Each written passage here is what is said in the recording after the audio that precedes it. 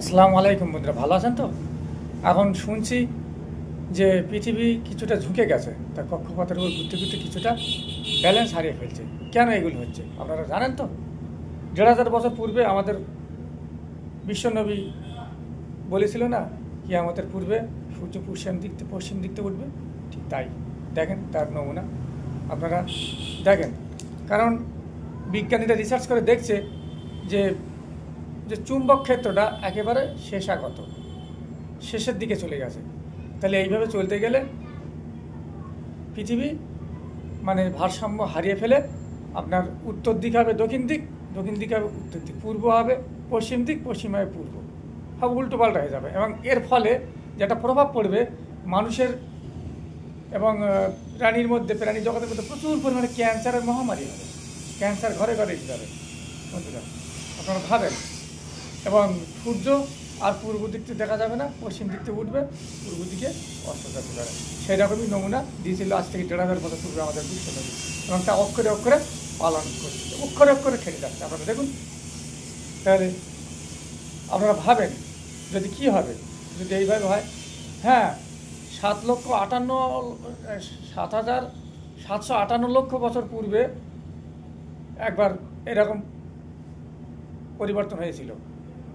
আবার এই আগামী ২,০০০ কি ২,৫০০ বছরের মধ্যে বিজ্ঞানীরা রিসার্চ করে বলছে আবার পৃথিবীর সেই আগের মতো একটা রূপ ধারণ করেছে, চুম্বক ক্ষেত্র একেবারে শেষ করে ফেলেছে। তাই আমাদের কি হবে বন্ধুরা, আপনারা ভাবেন। প্রাণীকুল কি পৃথিবীতে তার অস্তিত্ব বজায় রাখতে পারবে, না কি আমাদের একটা আলামত? আপনারা ভাবেন আর বলেন কি করবেন। সৎভাবে থাকার চেষ্টা করুন, অসৎ থেকে চলে আসুন। যা হয়ে গেছে তো হয়ে গেছে, ভালো হয়ে থাকার চেষ্টা করুন, তাই না? জীবনটা তো ছোট্টটাকে ভালোভাবে থাকবো। সকালে উঠবো, উঠে কি করব, শরীরটাকে দিকে নজর রাখবো। শরীরটা কীভাবে থাকবে, নামাজ পড়লাম, হিন্দু ভাইরা পূজা করবে, অন্য জাতিরা তাদের ধর্মটা পালন করবে। যার বিশ্বাস তার কাছে, লোককে ঠকাবেন না, এইভাবে চলুন। আমাদের সামনে সময়টা খুব কম এসে গেছে। আমরা এই যতদিন আজকের দিনটা ভালো ছিল, কিন্তু কালকের দিনটা আরও হচ্ছে খারাপ হবে, এটা মনে রাখবেন। যত দিন যাচ্ছে আমরা খারাপের দিকে প্রতিনিয়ত এগিয়ে যাচ্ছি। তাই আমাদেরকে সাবধানে চলতে হবে, নিজের মুখ আর হাত বজায় রাখতে হবে। এই মুখ দিয়ে লোককে আঘাত করি, বড় বড় কথা বলি। জিওয়াটা কি মাংসের তৈরি, মাংসপিণ্ড, কিন্তু এ দিয়ে মানুষকে প্রচণ্ড ক্ষতি করি, মানুষকে কাঁদিয়ে ফেলি, মানুষকে আঘাত দেই। এটা সংযত করতে হবে। আর হাতটা দিয়ে প্রহার করা হয়, এই দুটো চেঞ্জ করুন।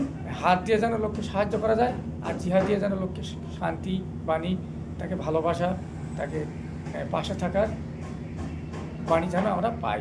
এইভাবে আমাদের চলতে হবে বন্ধুরা, না তো আমাদের আর নেই। সেখানে বিচার হবেই একদিন, বিচার তো সবার হবে। তাই বিচারের পূর্বে আমরা জানি এইরকম হচ্ছে, এই কিন্তু আলামত কিয়ামতের। তাহলে কিয়ামতের আলামত নিয়ে আমাদেরকে চলতে হবে। নামাজ কালাম পড়ুন, ভালোভাবে চলুন সবাই। যা হয়ে গেছে হয়ে গেছে। আর কেউ কারোর কথা লাগালাগি করবেন না, ও খুব খারাপ জিনিস। ইসলাম ধর্মে তো একদম গ্রহণযোগ্য না। মরা ভাইয়ের মাংস খাওয়ার সমান যে ঘটনাম করে বন্ধুরা, এইভাবে বোঝেন। আজ কি আপনাদের কি কেমন লাগলো একটু কাইন্ডলি একটু কমেন্ট করে জানাবেন। Bye bye, see you.